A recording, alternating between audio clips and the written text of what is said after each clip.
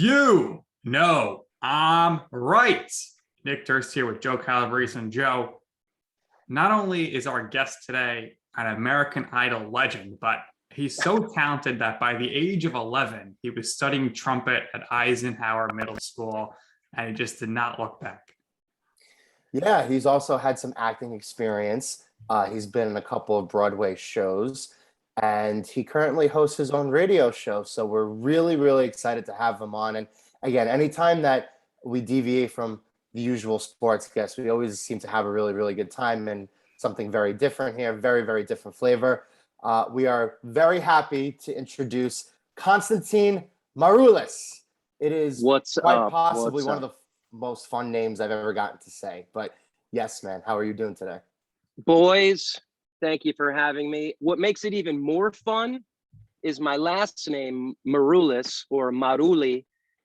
It means lettuce in Greek. So that's even more fun. So just basically just Constantine lettuce. If you go to a Greek restaurant and you see the menu and it says Marouli, and that's where all like the salads and stuff are. So here you are. Yeah, but you've had a good job having that lettuce follow you in your life, right?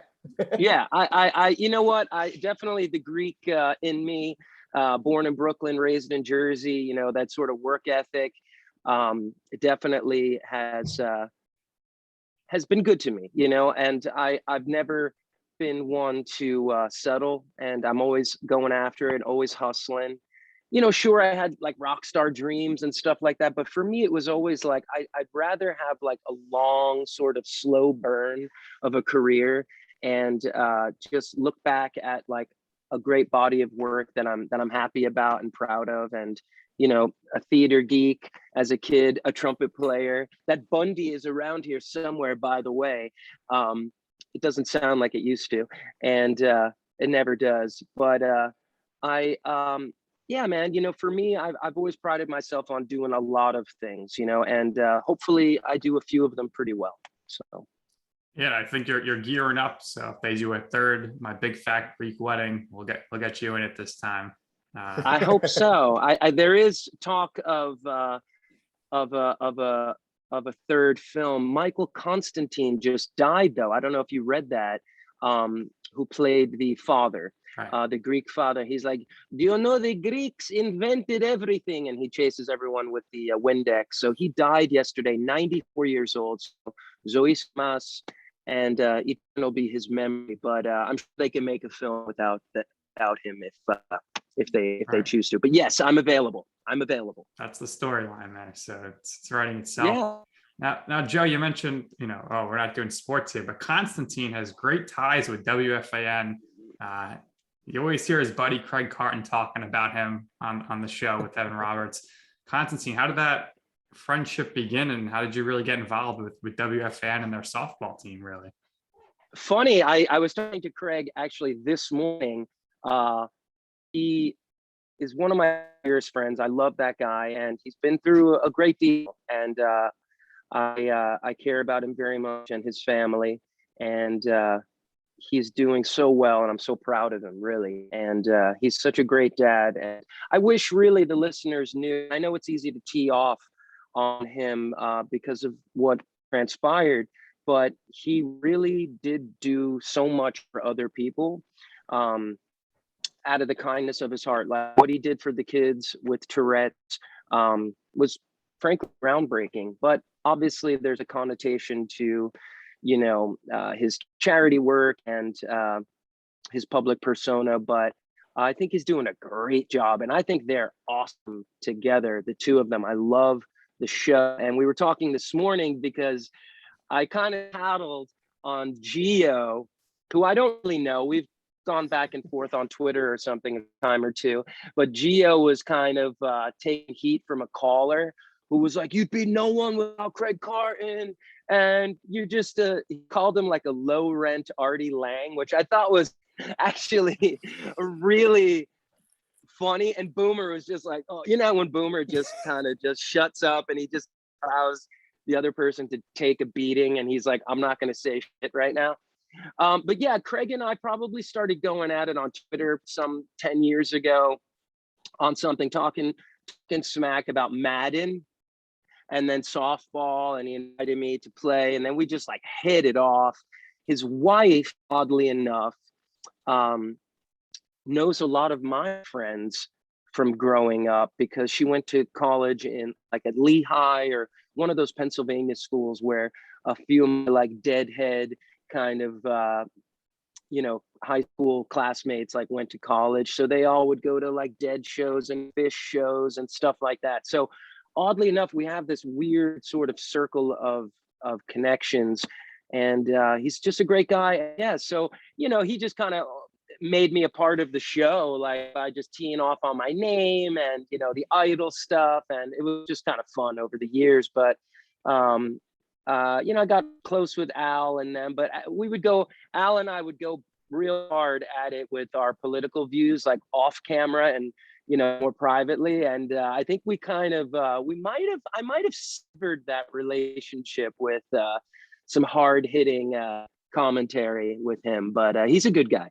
Al's a good guy. Listen, Constantine, he is. I know he is for sure. I'm going to give you a list of the people we've had on this show from WFAN. I want you to guess who had the most viewers or listeners. We had Craig on in his first interview since he returned, which was big for us. We had on Evan, we had on Gio, we had on Moose, we had on Jerry Recco, and we had on Al Dukes. Who do you think got the most listeners out of that group? Well, I can tell by the way you set it up that it's probably Al Dukes, oddly enough.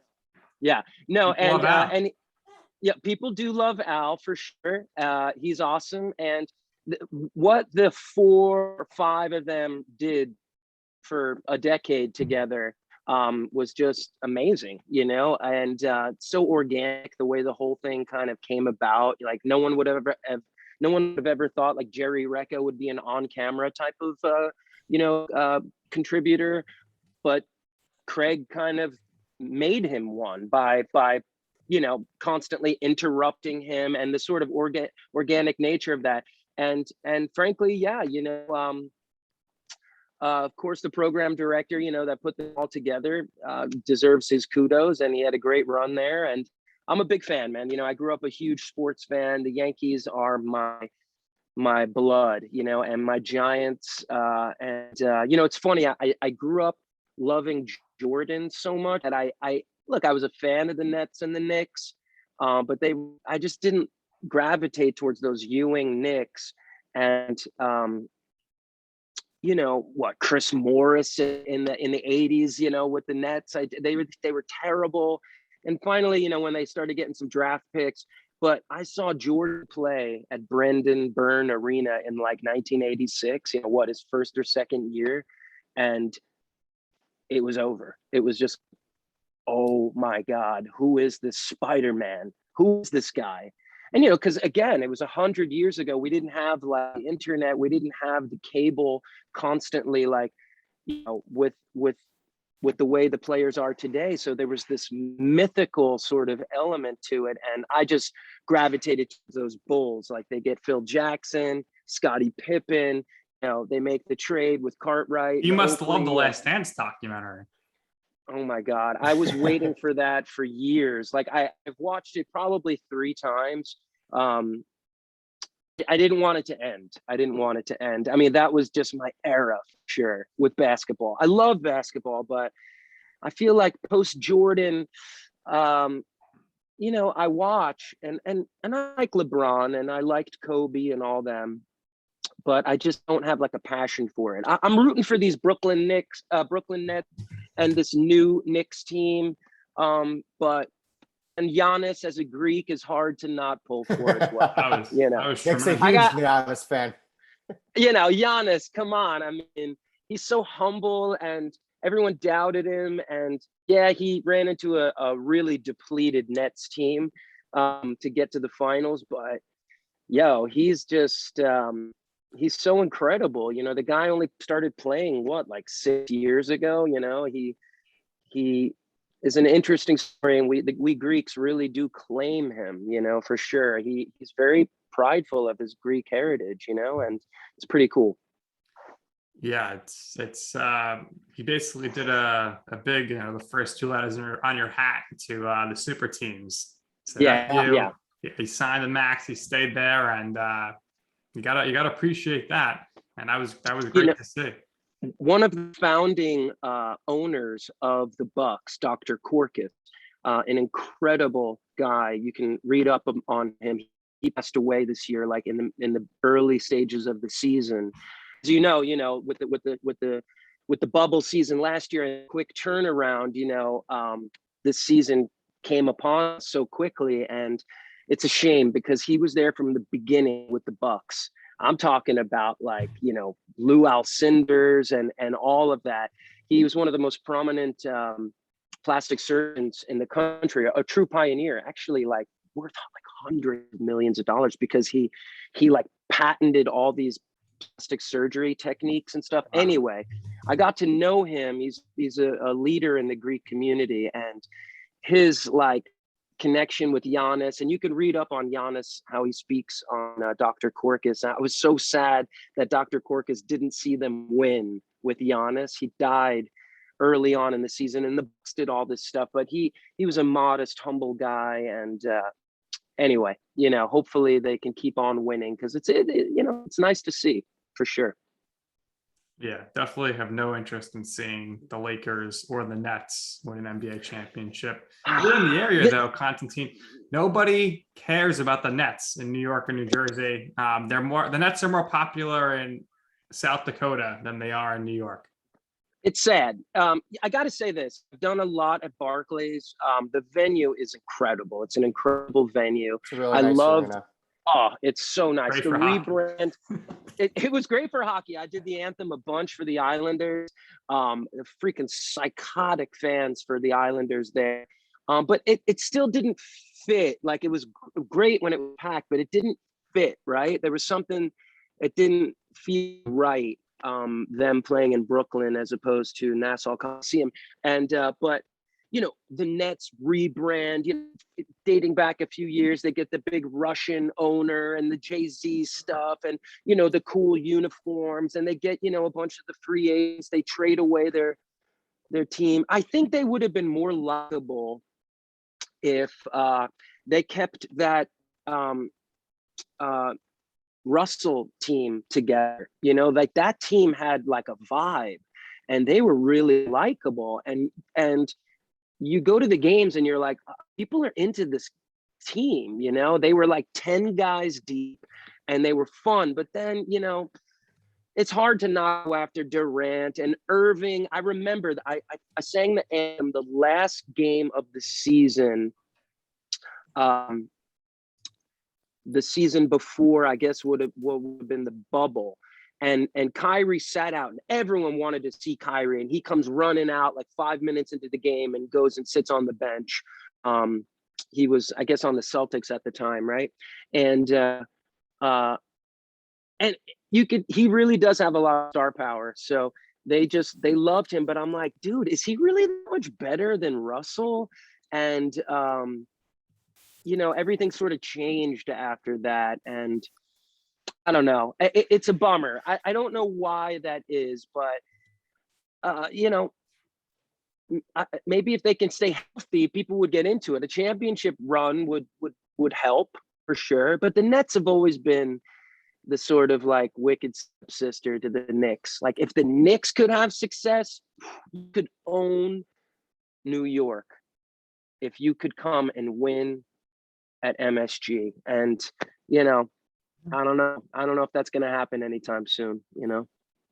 Yeah, I feel like the Randall Knicks kind of have the similar vibe than the Russell Nets and what you were describing. But you briefly mentioned that you did the anthem for the Islanders too. I know you've also done the anthem for the Yankees. So what other teams in the area have you done the anthem for, and which ones are you waiting for to call on? Hello. I've done them all.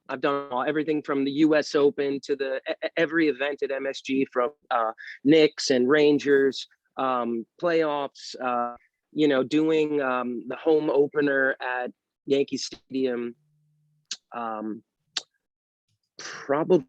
Actually, I remember it was right after the school shooting in Connecticut in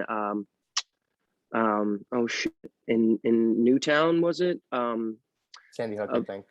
Sandy Hook. Yeah. Sandy Hook, some 8 9 years ago, and I remember that was like right before the Yankee home opener, and I was about to open another show on Broadway, Jekyll and Hyde at the time, and it was Yanks Sox home opener day, opening day, and that was big because it was just 55,000 people there.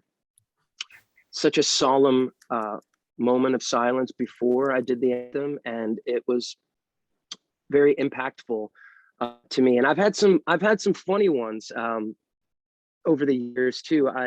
Not funny in a good way. I did the Patriots at Gillette probably a decade ago, height of Tom Brady's championships, the Belichick years, everything.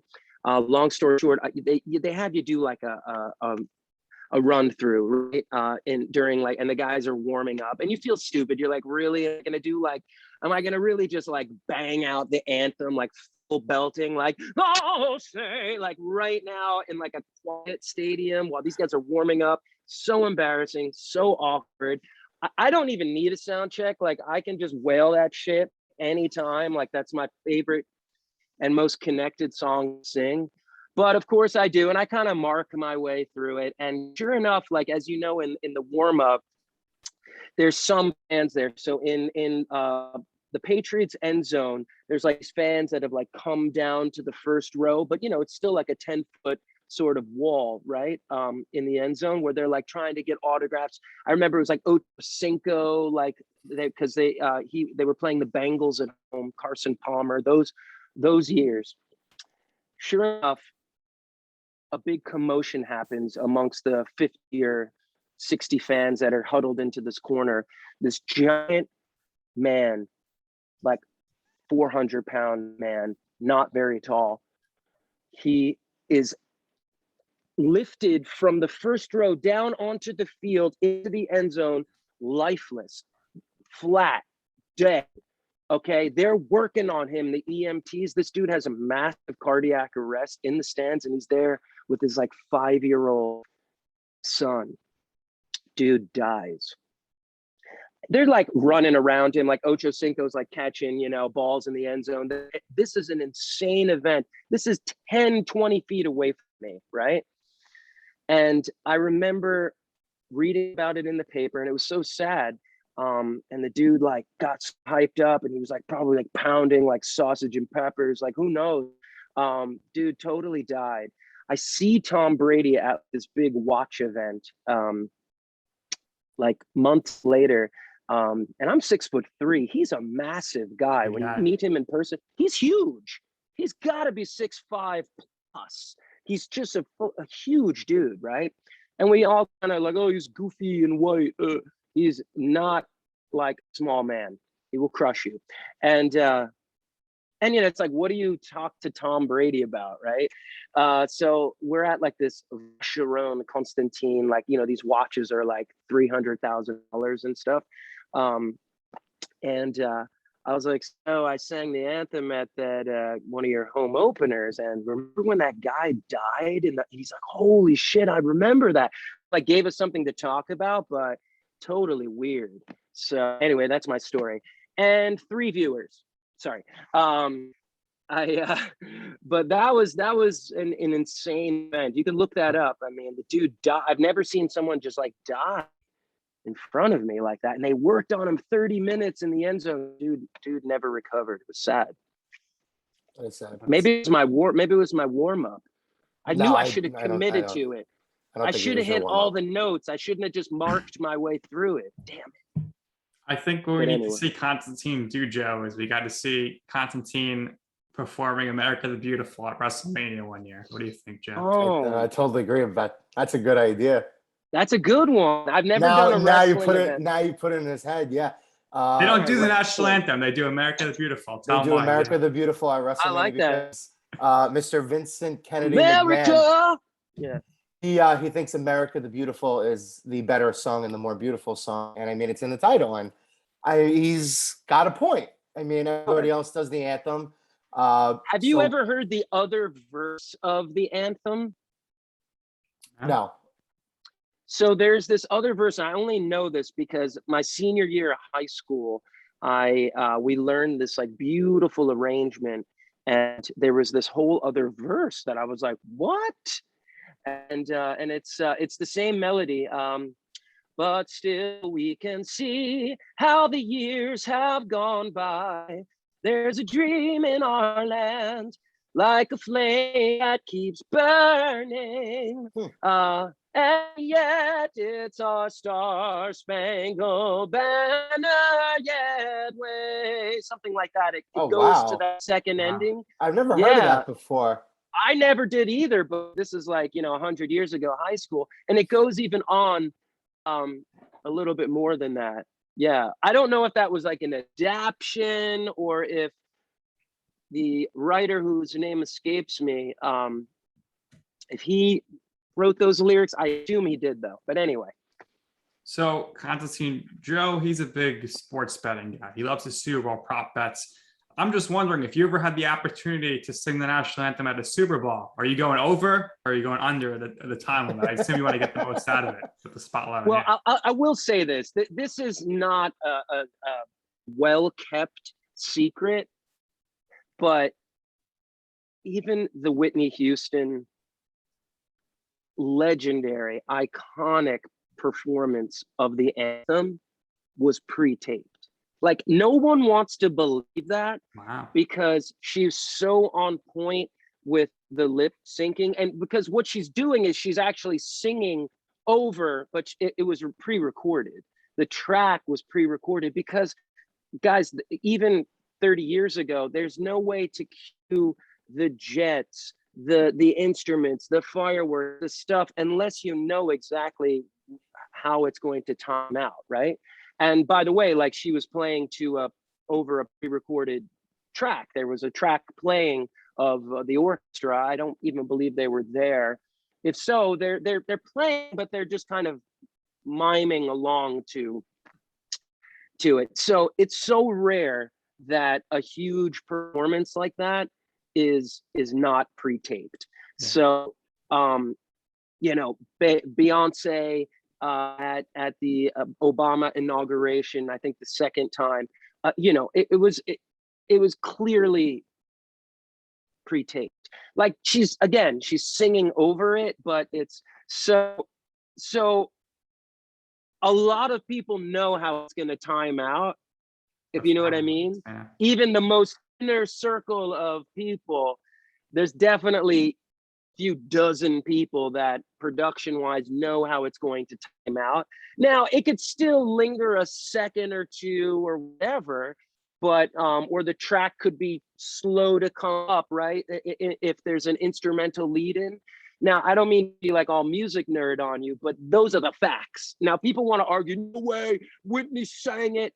Whitney, notoriously one of the greatest pop voices of all time, goddess, amazing, but she was notorious for not singing live really that well, right? Like, because she liked to party and, her voice wouldn't always be on point and all this stuff, right? But for many years, she was just so gifted. Her instrument was so pure that she could just wake up and belt that shit to be fine. But as, she got more and more famous and had to play like every single night and all these events and all this talking and all this shit, that's why you hear in interviews, she's always like raspy, because, the instrument needs to just shut down, to really stay on that level. So anyway, I would probably take the over because my shit is like a little drawn out, right? And I like doing it a cappella, so I don't need like a pitch pipe. Like, rock and roll, man. Rock and roll, over. It's a lot of places that do fake it, but I was appalled. Joe and I and a few of our friends, we went to see the Mets at Phillies game early August. Of course, we had cheesesteaks first, but they say, "Oh, please rise to the national anthem." It's 90 degrees, and they go to a video. This guy's wearing a scarf and a pea coat. I'm like, he's not here. There's nobody here. There's nobody in the stadium wearing a scarf and pea coat at 90 degrees. I'm looking all around for somebody singing. There's nobody on the field. It was just a pure record. How do you that was the worst fake I ever saw. I was so mad, Joe. I was telling you, this is ridiculous. Yeah, but I don't think they're trying to fool anyone. Like it's like No. when the Yankees play Robert Miller or whatever, the opera singer, when he would go, oh, say, can you see by the dawn, you know, and he would go on through it. Like they would, you know, when it's not a day on the schedule where they have a live performer, sometimes it's just easy to go right to it. That clearly with the shutdown, with COVID, with the protocols, they were like, yeah, no saliva sharing today and microphones and like that. So, but they probably weren't trying to fool you. Now, okay. So when you go to Philly, now do you guys like represent like Mets and stuff, or you? He was wearing FDNY. I was wearing my Mets shirt and hat. And do you catch any shit? Because they could be real crazy. The only time I caught shit was I went to the NHL Winter Classic there. I was wearing my Rangers stuff. And the Rangers won the game against the Flyers at Citizens Bank Park. And I was getting pushed around in the parking lot. It was so cold that both of my contacts popped out. So I couldn't see anything. It was pretty frightening. It really was. And they're vicious. No, I think for the Flyers and the Bruins in Boston, like that level of psychotic fan is like not the fan I want to, you know, mess with. Because I went to college in Boston. I went to the Boston Conservatory, Berklee College of Music, and now I'm there in like the late 90s into early 2000s. Yankees are, you know, full dynasty at this point, right? You know, so I probably went to 20 games at Fenway at least, and I saw them clinch, you know, the strawberry, you know, Yanks to go to the Mets in the World Series in 2000. I saw like the 98 team there, the juggernaut. And you don't want to mess with these people. I mean, I remember seeing Roger Clemens, his first game back of all the what did Susan? Of all the dramatic things. Roger Clemens is in George Steinbrenner's box. Of all the dramatic things, Craigie loves that. And so his first game back at Fenway, if you remember, dude gave up like 20 runs in the first like two. They literally lost like 20-2, something insane like that. They chased him out like after 2 innings, 10 runs, like all earned. They chased him out of Fenway, but he ended up being really good for the Yankees, you know, HGH or not. He was pretty solid competitor for the Yanks. But so I was at that game. I remember there was like a big Nomar game, maybe like Nomar's last game there, and the Yankees beat them 20-2. I was at so many random games. I was there a few times this year because I'm playing in this band that has tons of shows throughout the Boston and New England area, Foreigner's Journey. We'll get to that. So I saw, you know, Yanks when they were struggling the first time around, and they just couldn't beat Boston earlier this summer. And they lost like 4 straight at Fenway, like degraded in every game. And I'm there. I know not to wear like a Yankees jersey. With me, with my long hair, people already want to fight me. And man, the abuse some of these Yankee fans were taking. But when you're walking in, you're like, okay, there's a lot of Yankee fans here. Just like there's a lot of Sox fans at Yankee games. You're like, okay, I'll be all right. You know, this is okay. But then you get in the stands and there's like one Yankee. I don't know where they go, where they disappear to, but there's no support there. Like people are just taking support, like taking hell, man, taking just shrapnel. Yeah. Listen, and now they're free falling again. The Yankees are miserable. I'm miserable. Yesterday was. You gotta love the Blue Jays. I mean, of hold course, on. like They're gonna have problems holding on. It's gonna be 2 of those 3 teams. Will they be able to hold on? That's the question. No, the answer is no. I said it earlier this year, season over, and yes, that was a wonderful run, and you could see the potential of what the team can be when healthy, when they're all hot at the same time. You know, they've gotten actually up till recently pretty good pitching. starting pitching has not been the issue really, you know, and I mean, Chapman was probably the best he's ever been in a 10 plus year career. The first 2 months of the season, unbelievable. And then I don't know what happened to the guy. New York has the 2 worst closers in baseball. Aroldis Chapman and Edwin Diaz. Absolute gas tank disaster. When he found this like sinker, this new pitch this year with 103, and then he could like go into like, you know, mid to high 90s on like on a slider. He was unhittable for 2 months of the season. It was crazy. And then he just completely, you know, he got hurt the first time, and then he's just never been the same. You know, Green, obviously I like Johnny Loizica, but he's out. You know, a couple of these guys have stepped up, but there's no bullpen. They're giving up so many home runs. Heaney, I mean, I get why they liked him, but he can never pitch again in a Yankees game. Like, he can never pitch. He may never be allowed in New York again. That's right. I mean, he made Sonny Gray look like, you know, Warren Spahn. You know, and just a guy that just unbelievable, like just so many home runs, like you can never. And Gilles last night, you know, did what he could. He walked the ballpark. You know, they missed Severino, and everyone wants to blame Cashman and the manager. I really don't. I think they have the players, they have the staff, they have the people. Sure, you know, Clint Frazier was supposed to be like really good. He's not. You know, Torres is supposed to be really good. He's not. LeMahieu has been okay, but remember Aaron Hicks? That guy sucked.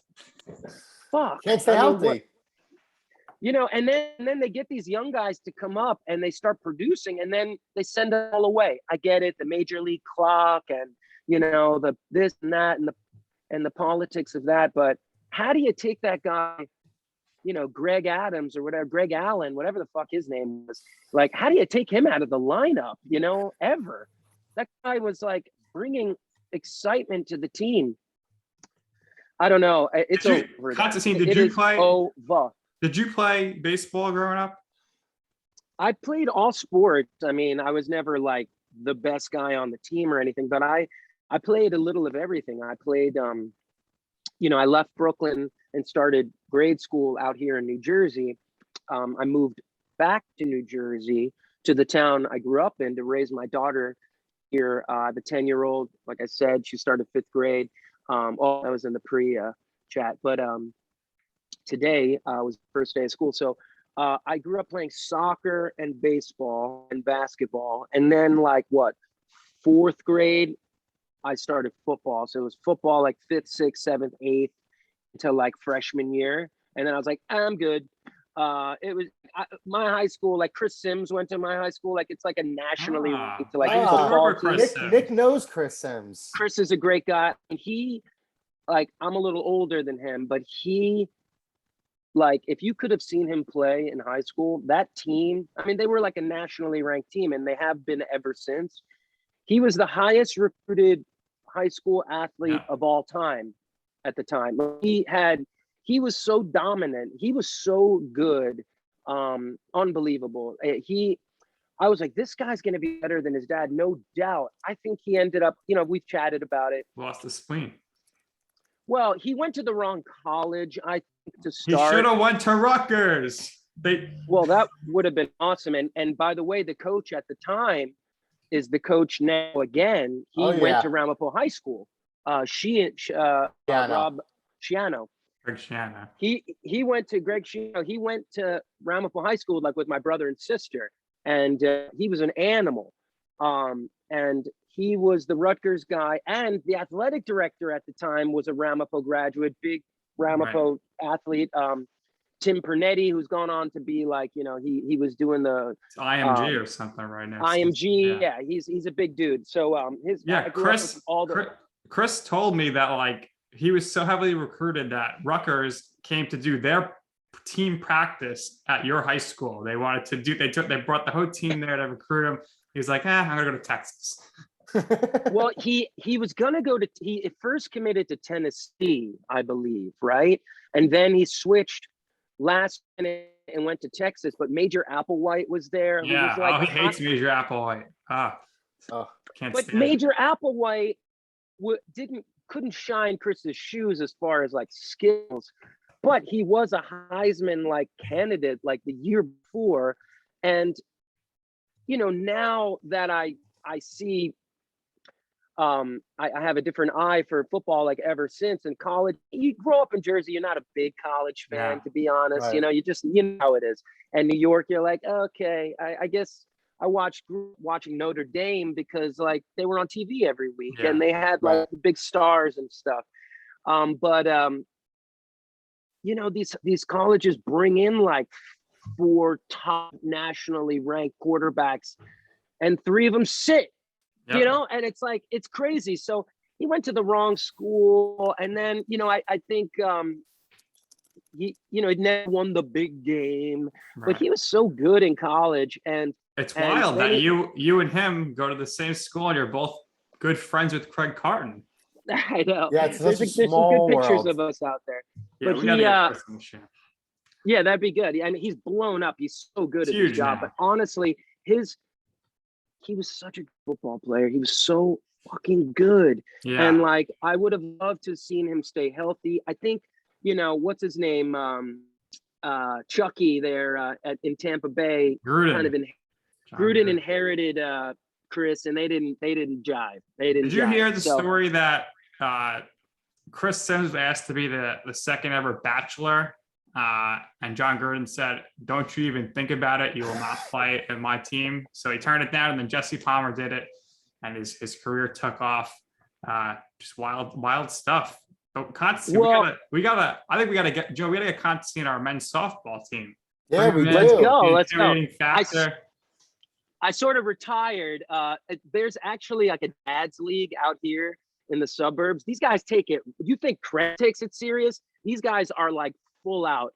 And I'm like, okay, I don't need like a knee injury right now in my 40s. Okay. I don't need like calf.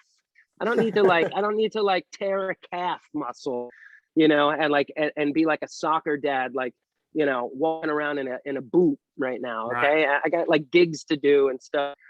So, it's like you want to play and you want to do it, but these guys are like full out, like sliding. I'm like, all right. And I play sports, but yeah, it gets competitive. But I'm cool. I'm cool to play for sure. People and it's like, oh, I haven't sprinted 60 feet in, a year. So it's like all of a sudden you take off out of the batter's box.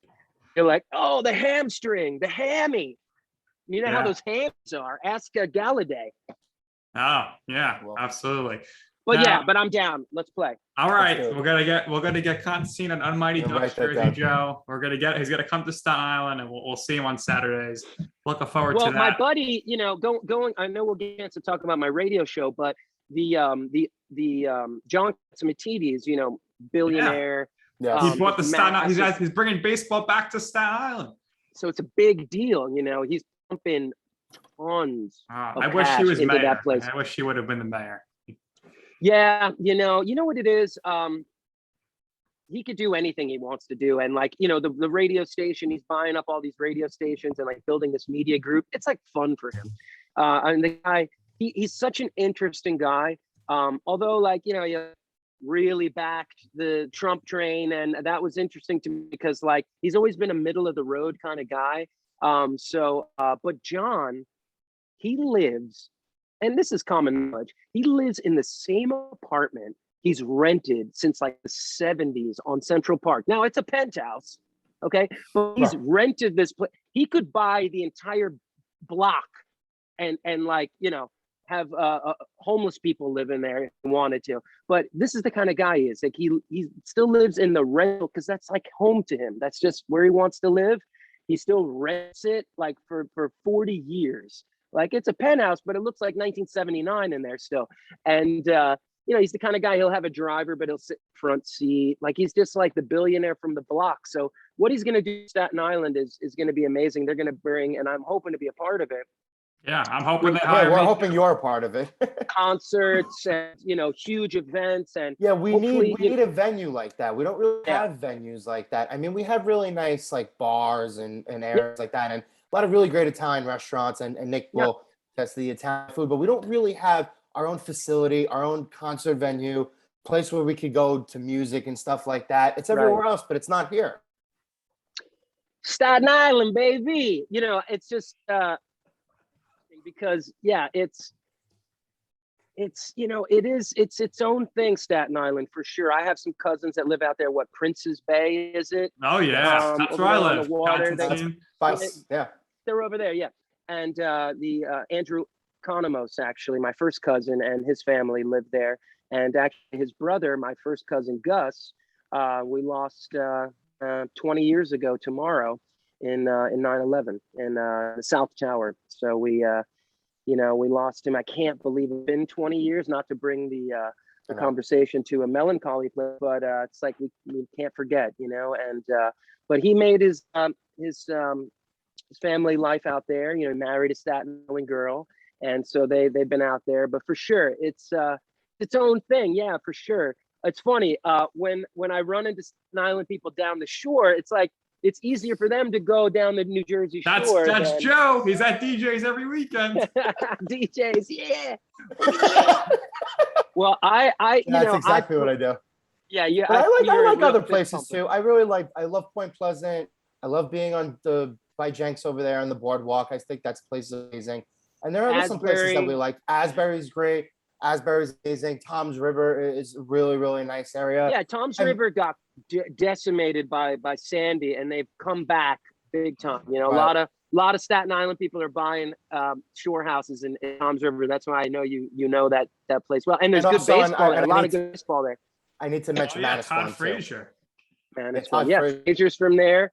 And I think they even have like a team there. They're like some sort of like professional affiliate. There's an indie team there, I think.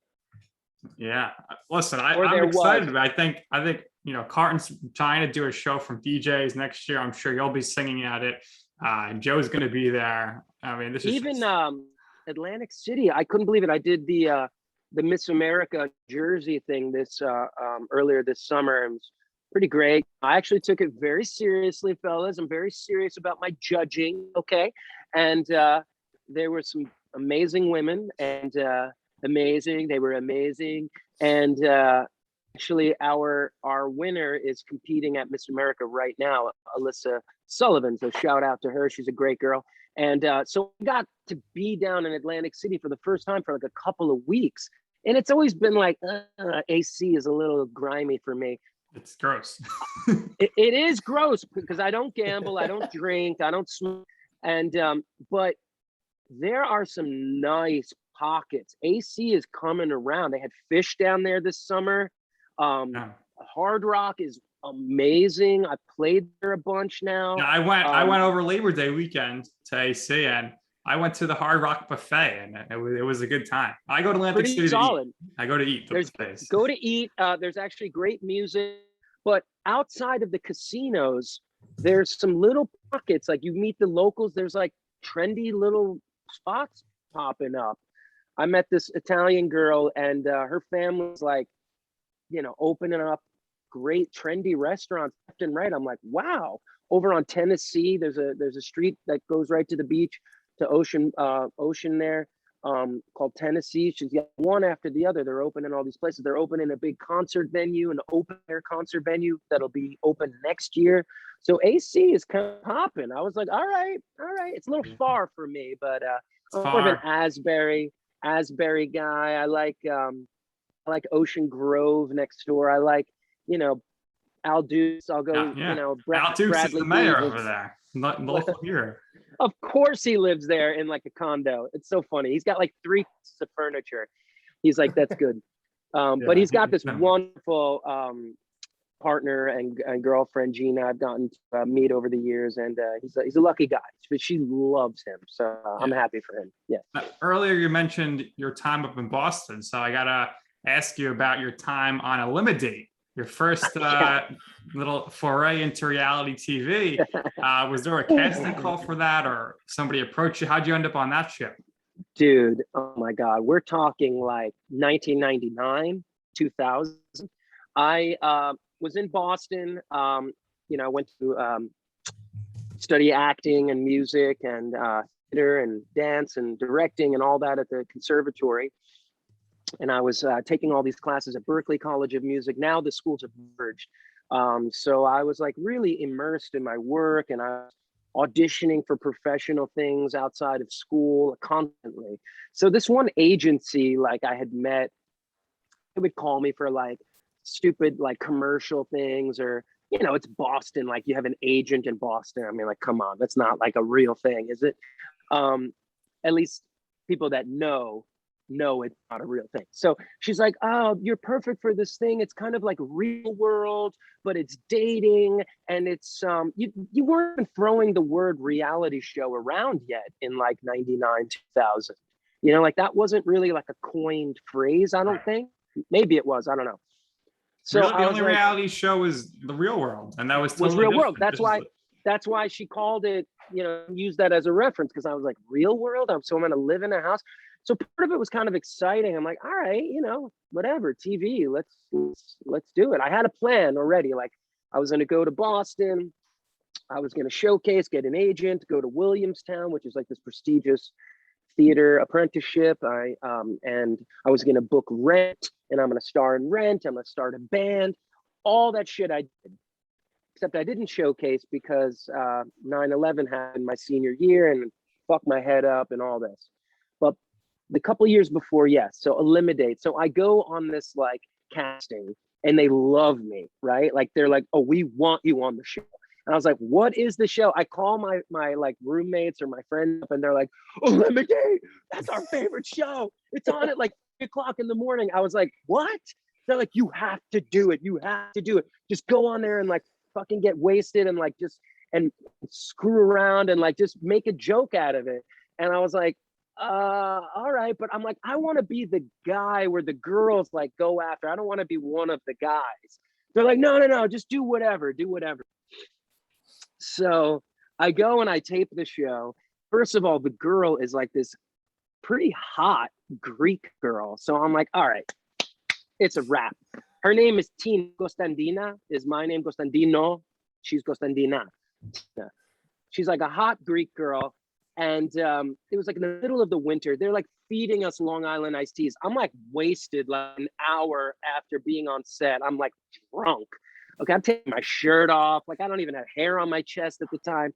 It's like I'm ice skating, like doing the Will Ferrell, like I pretending like I don't know how to skate. I'm like, you know, doing like the swan on the ice. I make a total fool of myself. Of course I win. The other guys had no chance, and they were like, look, he's gay. That's all they could say. They're like, he's gay. The guy's gay. Look, he's gay. So I'm like, yeah, I'm gay, right?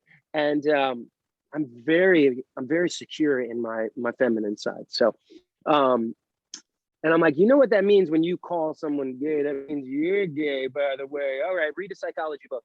Okay, and so it was awesome. And I did it all for friends. I kept saying like Deuce. Deuce was like our gang, like our stupid, like funny, ironic gang at school. If you remember that movie, South Central, remember that like low rent gang movie in the 90s, South with the Central? Wayans brothers. Yeah, I remember. Yeah, no, it wasn't that one. It wasn't that one. That came after. It might be. That was like the spoof of it. Spoof of it, right. So South Central was the one who's like, this is Deuces, yo, we're Deuce. And so we were like, yeah, we're Deuce. Like we would pretend like we had a gang, like a bunch of like musical theater guys, like total dork.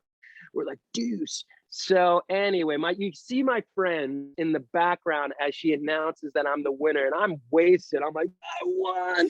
And they're screaming up and down. It was like the best moment. And of course, when I was on American Idol, they played that shit like every night. They're like, another episode with Constantine.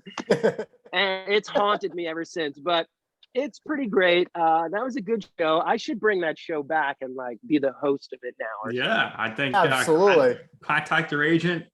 Maybe you can turn it into a YouTube exclusive series. John Katzimatidis, producer. Let's go. Yeah, exactly, dude. Joe's the first episode. The girls are coming for Joe. Hell yeah. We'll get some. some girls that know how to make the sausage nice. You know what I mean? Some real Staten Island. Sunday sauce. Wait, they can't come Sunday from DJs. I'm done with DJs, girls. None of them. Yeah, that's it. It's funny, like the Guido sort of stereotype is like evolved over the years, but has it really? It's funny when after all the American Idol stuff, like I had a deal actually at Viacom, and I was like pitching shows and stuff like that early on. Like I had this thing at ABC with Kelsey Grammer, and I had done MTV had this short-lived show called The Little Talent Show, which was kind of mean, to be honest. Like they actually had like people that thought they had talent and they were really bad. And like, we would kind of be like, oh, you're so good, you're making it to the next round. And it was kind of just mean, to be honest. So it was kind of short-lived. But at the time, the head of MTV, like she like really liked me and stuff. So I was like pitching shows. I pitched a Jersey Shore Guido show in like 2005. Wow. Okay. I'm telling you, I did. Okay. I also pitched a drag queen competition show. Wow. Which ended up where? On VH1 eventually. So believe me, these ideas never end up leaving the walls. They're like, oh yeah, I don't know. And then 5 years later, you're like, wait a second. That happened to me with this Kat McPhee show on Netflix. It was short-lived, the scripted show, Southern Comfort or something like that. That was a show I had works back in the day, and all of a sudden they regurgitated it, sprinkled a little Nashville feel on it, and they plugged in a different American Idol. But that's showbiz, baby. It ain't show friends, it's showbiz. But I still love Jersey Shore. I think that's like one of incredible. The good. It's the best still show really on TV. good. I watch it. Yeah. But now the Guido has now the Guido's like a little bit more dressed up, but like still got like the distinct. And believe me, Greeks, there's plenty of Guidos. Okay, a lot of Greekos, a lot of Greek Guidos, plenty. I grew up with them with the Cavaricis. Forget it. So we can smell our own for sure. But there's like an evolution, like the line outside of DJs is like, it's basically the same line since like 1983. But it's like only like there's a slight evolution to it. It's funny. It's incredible. Joe knows it very well. He's always there. Oh yeah. American Idol. If I asked you, can you name somebody who's been in the show since it went to ABC, you'd say no. What do you think Idol can do? That's not true, though. That's not true. You know people? I couldn't name anybody. Oh, okay, let me see if you know. Okay, you know that song. Okay, I think they've made a great transition to ABC. Now, dude, when I was on the show, 30 million people a night, 3 nights a week. It was on from like January to June. It was a juggernaut. It was a different world. There's no, whatever they get, 5-10 million people a night to watch it now. I still think the show's really good. I still think it's a good opportunity for people. You have to take the opportunity and turn it into something. I turned it into Rock of Ages, like that was my Jesus Take the Wheel, right? But Alejandro, that guy, Scary Pool Party, remember him? He came on the show. He's like playing like big festivals. He's kind of a major touring act. Scary Pool Party is his band name, but he's Alejandro. Gabby Barrett, she has a big hit actually with Charlie Puth. And then I hope cheats like he did on. Oh, I know. I do know that song. Yeah, that's Gabby Barrett from like 2-3 years ago, ABC. So don't sleep. There are people that make their mark. This kid, James, I'm kind of waiting for him to like break through. There's been some good people at ABC, and actually, because now the show like casts people from like TikTok and YouTube. I mean, it's not like my days where 20,000. If you were, saying right now, I want to go on a reality show to showcase my talents. Are you going Idol? Are you going on The Voice? Are you going to America's Got Talent? I always thought America's Got Talent should not allow people who sing because there's Agreed. other singing shows and the singers always win and the comedians or whatever get screwed. That's the best show, of course, because your guy Simon Cowell, who I think American Idol definitely missed. But if you were coming up now, which avenue would you be going to try to make it? Well, it's funny. It's funny. Like you said, I haven't heard of anyone from ABC's American Idol, but there's still such a hook to American Idol. There's such a brand. And like, okay, you can reel off the 10 biggest idols and they're huge big, and then there's like the next 10, which maybe I'm in that 10. You're in the top 10. Nah, you're definitely. Well, okay, but You're definitely in the top 15 to 20. That's not even. Thank you. And top 10.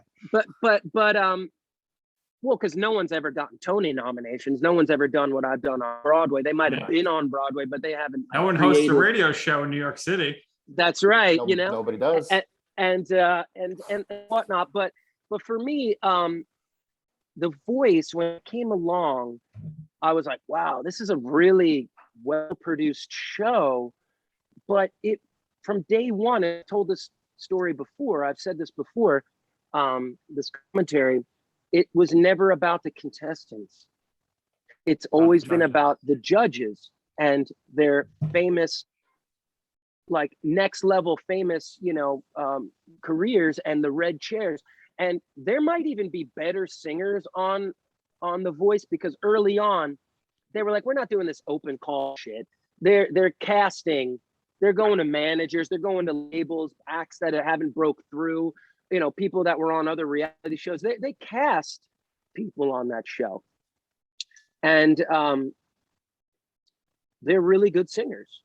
But they don't really do live. Everything's like pre-taped. So, they might massage some of the stuff. They don't really go live. But I can't name one, and I watch this shit. I can't name one person from The Voice in 20 plus 30 seasons that's like that could even carry Carrie Underwood's like water to the stage for her. Not one. Now I know that there have been marginal country hits, but I can't name them. Right. The only people I know, Tony Vincent and Ian Flanagan.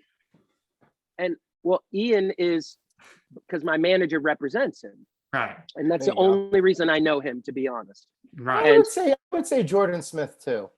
Okay. Now I only know Jordan because my song was getting played on the same Sirius station as him. So I was like, oh, that guy. And he has such a unique sounding voice. And he's like this big guy. And, he's got this insanely high voice. So I as a singer, I'm like, I correlated that. But again, Jordan, unless you said his name, I would have been like the guy with the high voice. You know what was the best? You know what was the best show? It only lasted 2 seasons, but it gave us great talent. X Factor. I thought Simon had a great show there. It's still big in the UK. It's massive in the UK. I'm not sure why it didn't pick up in the United States. They overthought it. They overthought it here, putting Kim Kardashian, her sister. That was terrible. You got Fifth Harmony out of it, so a lot of stars there. Yeah. Right. So I will say this. It's a longer conversation, and obviously I'm a long-winded guy in the first place. So, but X Factor, AET, that summer slot is nice. Yeah, you're not going to have as many people watching, but if you're a breakout from that, right. For whatever reason, those breakouts go very viral. Like X Factor, this girl Rachel, that I knew, has like 50 million views of her Queen song on there, Somebody to Love. She did this arrangement of that, and it became so viral. And it's like, yeah, they've had success with the boy bands there. There's like a Susan, what's her name? Powell. They all go viral. They go viral other way. They go more viral there. They have a better mechanism for that. It's all Simon. Correct. But that's all Simon. You're right. He knows how to crank shit up. He that's what he does. He's a promotions guy. He's He's still great. I love Simon. He's, and Idol was clearly its best when it had its original judges. Oh, yeah. That first, 5, Then they 6, bring 7 Ellen years. DeGeneres. You're like, what is she doing here? And, even Cara Diaguarda, who was a very well-known songwriter, not a television persona. What's Randy but, up to these days? Randy Jacks? Well, Randy's had He some was on The health Voice, problems. I saw. Was he? I didn't know that. Like, No, not the judge, but they brought him in to like help the singers or something, coach. I don't know. I think you saw him on a different show. He was in a show called Finish. It was like Finish the Lyric. Finish the Lyric, or Yeah. He was the DJ, I think. Yeah. He was like the sort of musical guy, but he would like chime in with like Jane Krakowski or something. He did some of that stuff. He's done some commercials. He's had some health problems, and he rejoined Journey, the band Journey, like the original. Neil Sean is the founder. A lot of the guys are not there anymore, but he rejoined Journey, and then he had health problems, so he's kind of sitting out right now. They've had like this even, like their 10th resurgent Journey. They were like playing Coachella. I mean, they were playing like Lollapalooza. There's like a whole TikTok generation that's like Journey. They don't even know who Steve Perry is. But he was playing with them. He's got plenty of dough.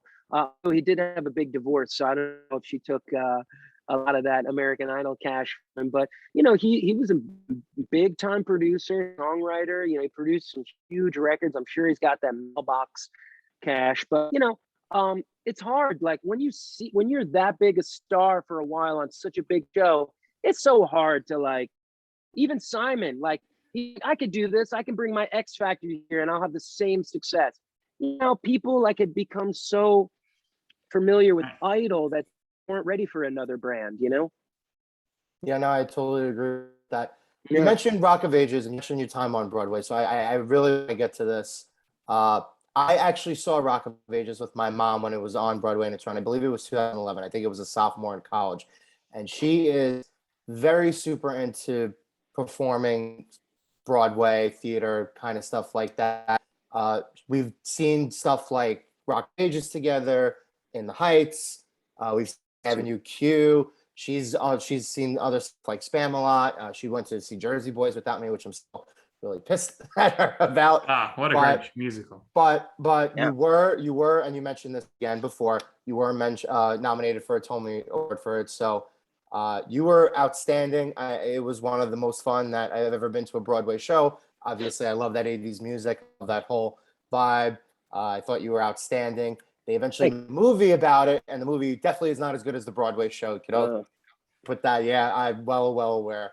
Saw the movie. That was did not hold candle to your miss. performance. But I want to ask you, who was instrumental in setting up that opportunity for you? Yeah, it's funny. After Idol, if you remember, I sort of like free-falled off the show one week, like in the top 6. I was never in the bottom 3, and I came out recently and said, look, I think it was probably a well-produced television moment. And people it got picked up everywhere that I'm like, oh, he said the voting was rigged and it didn't matter. I was like, there's no way that I wasn't getting the second amount, biggest amount of votes next to Carrie Underwood, but whatever. Sometimes, maybe people take a week off. He's fine, whatever. I was never in the bottom 3. I free-falled off the show, but it ended up being a great thing for me, right? Because it was like back in the day, it was like headline of every entertainment show and like magazines. It was like, it was like a nice boost to the next chapter of my life. That sort of underdog thing, right? Like I had been an experienced performer. I was on Broadway. I had been in Rent. I went to a prestigious school. I had toured. And it was like, what's he going to do next? And, that's when I met the original producers of Rock of Ages, CAA, who at the time, I didn't even realize what a massive,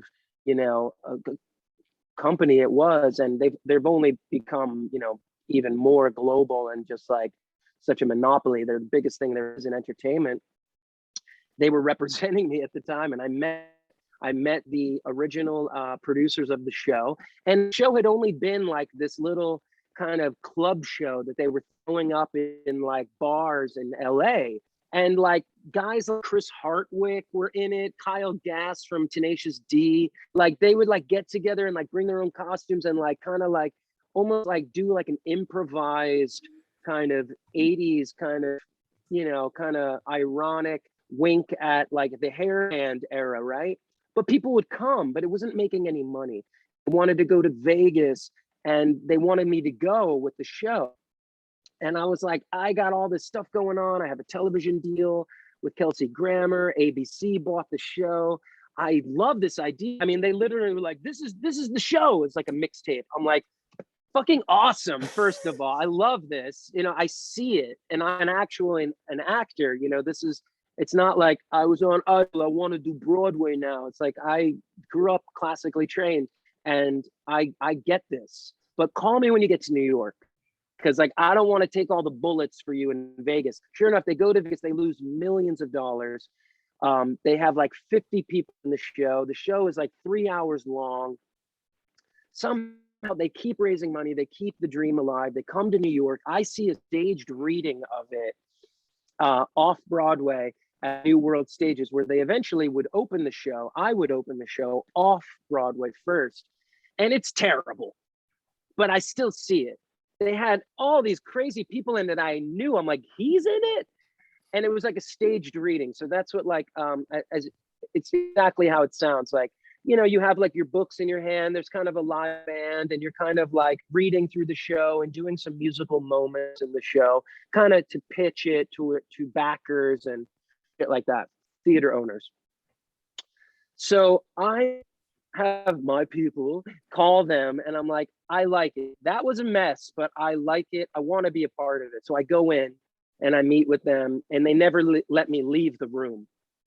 I keep bringing in like girls and other actors read with me, and we build this thing again. Now they had done all this great work on it. I get that, but it became something totally new. We put the right group of people and creators in a room. Like for 3 weeks, we hammered on this book, on this show, on these moments, on these characters.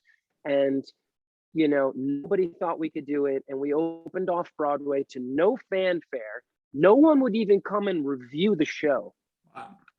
Weeks later, like a little mention in the Times and the Post.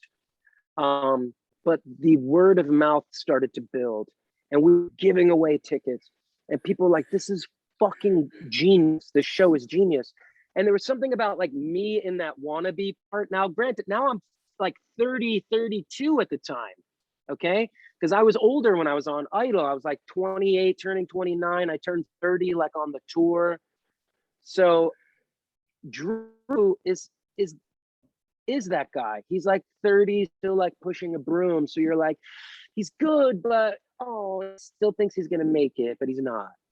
But it's not about making it, right? It was about him like finding love. And so that heart was like the center of the show, right? So we built that, and that's what made it, like, as every review said, a legitimate artistic achievement. And, you know, we dominated the Tony Awards a few months later when we opened on Broadway. It became a global brand. It's done like in Jewish community centers. I saw it on a cruise ship. It's on the freaking cruise ships. I mean, it's done on tours. It's done in Seoul. It's done in dozens of different languages all over the world. And to create, you know, and originate a show like that on Broadway, that's like all time iconic, you know, like top 20 shows of all time, to be synonymous with it has been really just wonderful. And obviously to be, you know, recognized by my community, best actor and all this, and to get 5 Tony nominations altogether for the show, a thrill, you know. And now it's like, I'm always trying to like I said, live up to that, you know. It's like, they're like, well, what's next? So then, you know, I'd already done Rent, I'd done The Wedding Singer, I do Rock of Ages, I do the tour, the movie is in the works. I'm like, you've got every newspaper in the country. It's like, it's gotta be Constantine. That's the heart of the story. It's not a teenage Drew, like, I'm trying to make it. It's not High School Musical. No, it's not. That's what they tried to make it. Right. Because it was that movie was a big success at the time. Well, in Glee, so they tried to turn it into like Glee, but with Tom Cruise, all these famous people that have no fucking idea like what the show like was about, and they changed it completely. And sure, it's found like this like late night cable audience, but they spent like $200 million on this movie, and they could have spent like 20, and it could have been wonderful. Should have had your buddy Adam Sandler produce it. He would have gotten it to be a hit. It would have been great if it was Sandler. And originally there was like a Tobey Maguire and there were people like that all wanted to be a part of it. And it's a bummer because now like that even prevented us from doing, like, if you've seen the Hamilton on Disney Plus, beautifully done, right? We couldn't even do that because the rights for even this filmed stage production were owned by New Line Cinema. So even the original cast is not documented with like a beautiful like filmed version of the actual play. So that blows. You know, there's some, you know, bootlegs out there and stuff, but you know, I met my daughter's mother, you know, and although we've had a tumultuous, you know, dozen years, we are ultimately still good friends and have this beautiful kid. And she literally is like the kid in Broadway, like the Broadway baby in Rock of Ages. So, you know, I'm grateful. And, you know, I've gotten to produce on shows now. I got a second Tony nomination. Thank you for producing Spring Awakening. Wait, so is it life imitates art or art imitates life, or is it a little bit of both? It's always a little bit of both. It always is. Yeah. It seems, you know, you grow up like studying acting. You're like, I want to do characters that are so far away from me, but you always bring yourself into everything you do. And it's not bad to be typecast. You're like, oh, they always call me for like the rock show or the rocker. And I get that.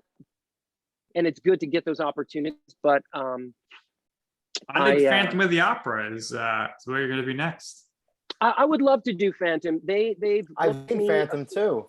Amazing show. You would be great for that. It is an amazing show, and it could use a kick in the ass, if you know what I mean, because it's kind of like the same old tired production. Right. They've brought me in a few times. I think they're scared to push that button because they think I'm going to go in and be like, nighttime shoppings. And I'm like, I'm not going to do that. I'm going to honor the beautiful classical musical theater, legit tenor that it should be. Now, a lot of it is low for me. Not a lot. Very little of it is too low for me, but I would navigate it. But they're always like, oh, you can't sing. But I can sing the top like no one's ever sung it. And I could bring a real energy to it. I would love to do the Phantom, but I think that Sir Andrew is just scared to push that button. I think he thinks it's going to turn into a stunt cast. I wanted to ask somebody who's been on Broadway. Obviously, it's different. You're in the area, but if you are working those shows there, especially when you're doing the two-a-days, and people are coming from out of town, is it on you to get your own living space, or are they putting you up at a hotel? How does that work? It depends. Like if you're a star that like they're bringing in from out of town to star like a, you know, like a movie star or something like that, they'll likely Kelsey Grammer, they'll put him up for 12 weeks and get an apartment and whatnot. And it's quite an expense. You know, it's quite an expense. Right. You know, there's so much overhead that goes into a Broadway show. Trust me, as a producer, it's obnoxious. The union is amazing. Keep us safe. We love the Local One guys and girls. They are the best in the business, but they are very expensive, and they well deservedly so. A show, a modest show, costs $500,000 a week to run. So you start at $500,000 in the hole, you know, and usually they go on up to 800, 900, $1 million. You know, when you're talking about the wardrobe and you have like all the understudies, you need to create wardrobe for all of them, and then the extra rehearsals and the stage time. It's unbelievable, the overhead. So, but most chorus people, and now a chorus contract on Broadway right now, like if you're in the ensemble, a standard Broadway contract, I think they call it the pink contract, is not a bad living for an ensemble person. I think it's like 2,100, 2,200 a week, 8 shows a week. So, have like and then it goes, can tier up. Like, okay, you cover his part, you cover that part. That's an extra 200, an extra 200. So all of a sudden an ensemble person's maybe making 2,500, 2,600, but you're paying an agent, probably 10%, maybe a manager, another 10%, taxes, living in New York. So, it gets expensive. Now, granted, a star like me, you can add a 0 to that for what I would normally make, to star in a show. And then I'm getting like a piece of the house. I'm getting, up maybe a equity in the show, so, there's a lot of money to be made, but you're leaving your fucking life on the stage, 8 shows a week, bleeding, breathing, dying, and being born again every night, every day, because there's that kid that's seeing you on a 7:00 Tuesday performance that expects the Saturday night show, and you have to give it to him. And I don't miss shows. Like, I'm not the, I need a matinee cover. No, I don't do that. A lot of people do. I mean, people are coming specifically to see you, so. Well, yeah, and a lot, and then you get the fans that come every day, and they're like, "Are you gonna miss any shows? Because I want to see so go on for your part." And you're like, "My fucking name. See my name up there? See my name above." Anyway, but there's some interesting new stuff in the works that I'm interested in, and love the idea of going into like a Phantom or something. But I want to do the next new thing. I want the next show I can originate. How about you produce Jersey Shore off Broadway? Yep, there you go. Hey, now that would I was be cool. gonna say that. And I knew exactly what he was gonna say. What I'd rather do is like maybe there's a story within like it's sort of like mystique of like the boardwalk, the early boardwalk, like a boardwalk empire, like that I'm interested in, an adaptation of something like that, or the early days you of could very Asbury easily Park music scene. You could adapt something on Asbury Park very, very easily. Like the history of that place is incredible, right? Like the Bruce story up until like he's becomes famous. Like if you've read his autobiography, like he had a rough kind of interesting early life, and that working class scene in the mid-century 20th century was a very colorful place, and so that's a story I'm interested in, or something like that, something original. But everyone thinks they can do the jukebox show. They're like, oh, Aerosmith has a show. I was working with Foreigner briefly, Mick Jones and their management. They want to do Jukebox Hero, but it basically reads like Rock of Ages. And it's like, guys, you have to throw that idea completely out the door. Like, it can't be like the guy who wants to be a rock star. No, that's done. We already did that. It's been, you can't do it better. It's done. So Queen has been trying to get We Will Rock You to Broadway for like 20 years. It's not good. And it's about the book. The book has to be great. The music, we all want to hear Queen songs, like, but how are they navigated into a story that we care about, that has heart, It's hard. It's really freaking hard. Most shows fail. Just like, it's like really hard to win the championship every year, right? Look how hard it's been for the Giants to get back to the Super Bowl, and how hard Daniel Jones is my worst nightmare. No, he's good. I'm telling you, he's really good. I think he's gonna have, just as good as Josh Allen. And I'm telling you, I think Josh Allen's the man. Everybody, he wasn't the man. He wasn't the man the first 2 years. He wasn't the man. They were running him out of town. Went to the playoffs the second year. But in a shit, AFC, it wasn't like, he threw more interceptions than touchdowns. I mean, I can't even recall all the he clearly showed that potential. Are you going to be at you going to be at the home opener for the Giants? I'm playing at the tailgate, right? I have a big performance. I got this party rock band called Constantine and the Frequency, right? We picked up all these like Jersey Shore shows, Atlantic City, and we just we play a lot of my originals, but often we just go out there and play like the hits, the party rock. So we got hired to play the Budweiser stage. So like literally in the shadows of MetLife, huge Budweiser stage. I'll be there from like noon to like kickoff playing with my band. So I'll be there. I'm excited. I love Joe Judge. His daughter's on my daughter's soccer team. That's Judge in New York. You got all these connections. It might be.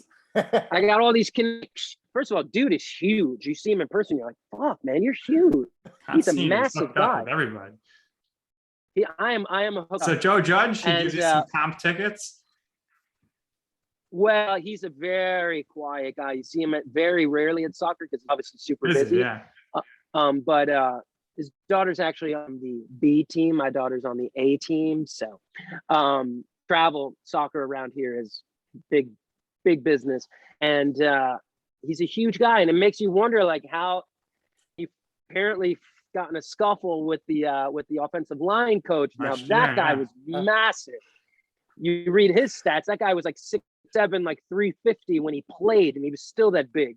So that would have been an interesting scuffle. I would have liked to have seen that. Not a lot of chatter came out of that. I think he's doing the right stuff. I think he's got the right mentality. Absolutely. I think we're seeing all the hate with Daniel Jones is the same hate we saw with Eli. Oh, he's goofy, he's white, he fell after literally breaking the miles per hour like record in the league for fastest run. The guy goes 80 yards. Yeah, he tripped. Big freaking deal. He scored on the next play. He had a great rookie campaign. The second year, last year was, considering that, what the story was and how he came in and he didn't have a line and the coaching and this and that. Last year was a really difficult year for anyone to be successful. Tom Brady was like running practices like on his estate with like, like these guys never got to play together. New coach. It all comes down to the offensive line, which is still horrible. That's what everyone wants to talk about. They got rid of Zeitler and they didn't replace him. And it's all going to be about Barkley. If Barkley's great, they'll be good. The division's not going to be that good. They can win. Let's hope it happens. And I don't know. I mean, look, Dallas scores a lot of points. They're a pretty good football team. Their offensive line's not good either.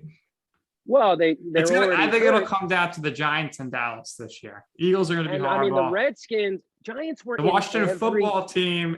They won last year, but they downgraded in quarterback, and there hasn't been a repeat NFC East champion since like 2002. Look, the Giants were in every game last year except for like the Buffalo game and the Cleveland game. Really, right? Maybe the Niner game. They could have easily flipped that record in a crazy, crappy, weirdo, surreal season with a new coach and no line and no Saquon. They could have been 10-6. Yeah. They could have been. Judge is great. All it's going to take is, I'm more curious for you because right now, obviously, you love Aaron Judge, but one division championship by Joe Judge, he might be the favorable judge in the sports world.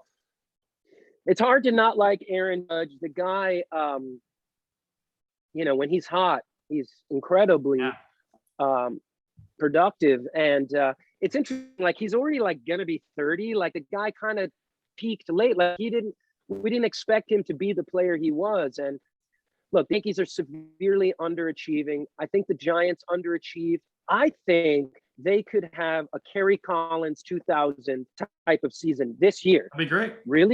Really good defense, great running back, that's multifaceted. The line is, obviously scrutinized, but I think they'll put it together. Look, they've spent draft picks on this line. Like, if they can get good wide receiver play, catch the fucking ball, play action opens up. If they can blitz and they can sack the quarterback, which I think they'll get more pressure on the quarterbacks this year, I think they be a really good team. And I mean, they're definitely gonna be better than the Jets, that's for sure. Well, look, the Jets, geez. I think the quarterback has got talent there. Wilson's great, yeah, but nothing around I think so. It's weird, they've just failed. There's no defense there. It's weird. But I think the NFC least is going to be the NFC beast again. I think that the Eagles are doing things in the right direction. I think WFT is doing things. Yeah, they're putting all the look that quarterback, freaking Heineke. He looked pretty freaking good last year. Now they'll figure him out. He looked real good. And Fitzpatrick, he could either look like Hall of Fame or Hall of Shame. Should have kept Alex Smith. Given the week. Do you have any other? He was done, man. I think he was done. He's like, I'm good, man. Obviously, you're doing the tailgate. What other tour dates you have here for the fall? Where are we going to be able to find you? And I'm playing this huge act called Foreigner's Journey. It's basically an extension of Rock of Ages. It's a huge Foreigner and Journey celebration with all these great guys out of Austin. We have tour dates all through the fall into the winter. We played all summer. Somehow we played sold out shows with no incidents with COVID and everything. These guys are great. It's been an awesome gig. We're going to be September 17th, my birthday. It's nearly sold out. North Shore of Music Theater. That's up in Massachusetts, about 20 miles outside Boston. September 18th, we'll be in Great Neck, Long Island at the big amphitheater. They have a huge outdoor concert series they do there.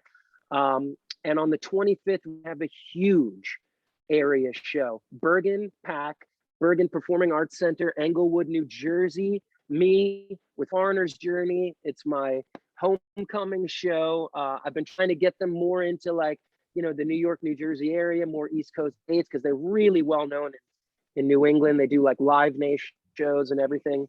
That's a big show. So ConstantineMaroulis.com. Get your tickets. Bring your mom. I'm her favorite American Idol finalist. Come hear me wail some Journey, some Foreigner. I got the tight pants. We got hot dancers. We're going to do a little Rock of Ages stuff in the encore. It's going to be a great show. But my new album is out, my latest album. It's called Until I'm Wanted. Actually, I have a copy of it here for you guys. And this is a compact disc. Disc. It's starting to catch on. They still make this. And if you don't have a CD player, it's good for home invasion. You could take out someone's eye. You could take out an eye. But it's all available on Spotify, Apple Music, my most recent album, Until I'm Wanted. So that's a good time. And we got the radio show, man. It's been awesome. 90 minutes in, we finally get to talk about your radio show. Oh my God. I know. Saturday Night rocks. That's right. I love it. I love it. To start a radio show in the biggest market on one of the biggest stations in the country in my mid 40s is pretty hard. It's pretty hard to do, and it all happens so fast, and it's been great. Now, the WABC legendary call letters, they lean real heavy into the news talk radio, but on the weekends we're really trying to hip things up a little bit with Music Radio 77 WABC, and my show Saturday Night Rocks.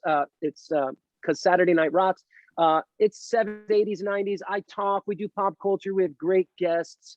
This week on the show we do a great tribute to 9/11. Fallen, and of course my cousin Constantine that I lost in the towers. Next week we have Mark McGrath from Sugar Ray, Blues Traveler on the show. So it's every Saturday, or you can go to WABCmusicradio.com. You can listen to the archived shows. It's a lot at 5 p.m. Eastern to 6 p.m. Eastern every Saturday, taking you all the way to Cousin Bruce Say. So WABCmusicradio.com. Cousin Bruce is 109 years old, but he still gets, a great audience, and it's been a lot of fun, man. They basically just let me do whatever the hell I want, Yeah, I was And going to bring up Mark McGrath because I listened to him on Sirius, and now he's doing a lot of other stuff. Like, oh, he does so everything. when you got the radio gig, like, was he one of the first ones off the top of your head who you were like, I got to go to him, maybe try to reach out to him, try to see if I could contact him for any advice or stuff, or Well, like, because we've he's been had on the this. radio for a long time, and he's one of my favorite guys to listen to. And it's funny you He's, mentioned it. he's a musical genius, like with Yes. musical knowledge. I was gonna say his IQ, like his music IQ, is through the He's like a freaking chart. savant. He's a Yeah. total savant. He used to host that show, Don't Forget the Lyrics, which I was on. He was the guest judge my American Idol audition. Look it up. He was there. He's like, yeah, I think the chicks are gonna really like this guy. And he swayed Simon, and it's already like 3-1 anyhow. So he and I go way, way, way back. We do a thing called the Band of Merrymakers, which is like celebrity-driven, like Christmas act of all these like famous singers and songwriters. And we do like the Today Show, put out Christmas songs. Check it out, the Band of Merrymakers. Sam Hollander, like amazing hit songwriter, dear friend of mine. Kevin from Better Than Ezra. Mark, Lisa Loeb, guys from Neon Trees, just an awesome act. And we do it all musicians on call, a great organization that helps out, artists in need. And we have a lot of fun. So we have a lot to catch up on. And yeah, he is like a freak. We've done a bunch of shows together. He has like, he shut down Music Jeopardy, like used to be a show. And he won for so many weeks that they just basically had to stop the show. Like no one can beat him. So he's like, Stump to Schwab, and then we have Can't Fool McGrath. Exactly. So he's a good guy. So we have some great guests on the show. We do some great stuff with Peloton.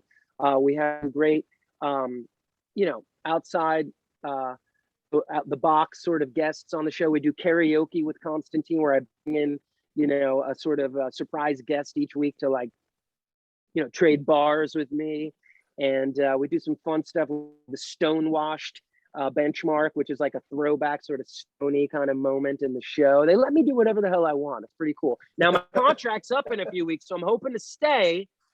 Come on, John Katz, Matidis, get it together. I got a little meeting with him next week. They got to show me the baklava, if you know what I mean. Well, we hope you guys everything are the works out. Yeah, no, we hope everything works out for the best. And I want to say this was so much fun. We went a really long time, but honestly, it felt like we were just like hanging out with a friend. Well, thank you. This was really, really fun. You were incredibly knowledgeable. Well, sports, music, your connects are insane. Again, this was so much fun. And what we do here is you've already did your whole little promotional bit. So we always give our last words to our guests. So I always say if there's anything else you would like to share or promote. But again, you're a very personable guy. You seem very humble. You seem like you're the type of guy that, I know you don't drink, but they always say the type of guy you would want a beer with. Yeah. The thing was like, if there's anything else you would like to share or promote, go ahead. The floor is all yours. Thanks again for doing this with us, Constantine. No, thank you guys for having me. This is a great show, great vibe for sure. Look, there's so much going on in the world right now. The performing arts needs your support. We've had a rough couple of years. I would love your support at my live shows, of course, but if not mine, ConstantineMaroulis.com, where you can see all my tour dates. Go support a local theater or an emerging artist. Go check out a band. Go to Broadway. Go get a ticket. Go TKTS or go see a community theater show.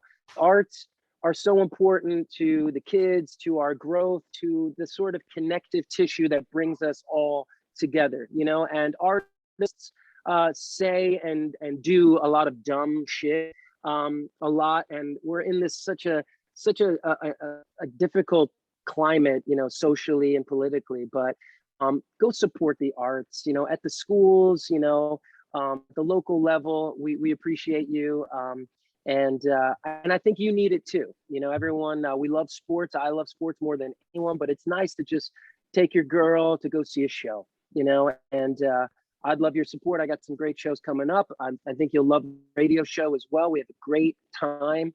And follow me on socials at Constantine Maroulis on Instagram. I love to go at it. People on there and a lot of talk a lot of shit. And we have a good time. But shout out to all the great teachers out there. Let's have a great school year. All the parents working overtime, to keep the kids safe. And let's just stay safe, man. We are not through this thing. No matter how you feel, we're not through this. I lost one of my best friends in the world. He was in a coma for 50 days and, I'll never see him again. And, he leaves behind a beautiful son and a beautiful wife. And I don't want that for anyone out there. Now, granted, that was early on during this whole thing. Probably the likelihood of us getting sick and that happening to any of us, we have much better chances now. But I don't want that for you. I just want to go back to work. I just want to be able to hang out with everyone again. And we're not through this. So let's just be smart and safe, and God bless everyone. I never was in recovery or anything like that. I just made a life choice a couple of years ago to stop drinking, stop doing drugs. And it's been pretty cool. A couple of years later, I still get plenty high on stage and plenty of girls out there to keep me rocking and rolling. Somehow they still like the kid. The wig is holding up. The wig is holding up nice. And we keep rolling and we keep rocking. But thank you guys for having me. You're the best. Yeah, we appreciate Constantine, and spoken right there. Maybe like a politician. Who knows? Maybe you'll be the next Clay Aiken. And let's go. I tried to support Clay. I tried to support him in his endeavor there, but maybe so one day. All right, Constantine, it's been a real pleasure. We hope to see you in Staten Island at some point when you're going to be performing at the new place for John Katzmatidis, or who knows, maybe Joe and I will be joining you at the radio station. But I would like that. That's going to do here for this episode of Be Darn Right. For our very special, awesome guest, Constantine Maroulis, and my co-host, Joe Calabrese. I'm Nick Durst, and this has been You Know I'm Right.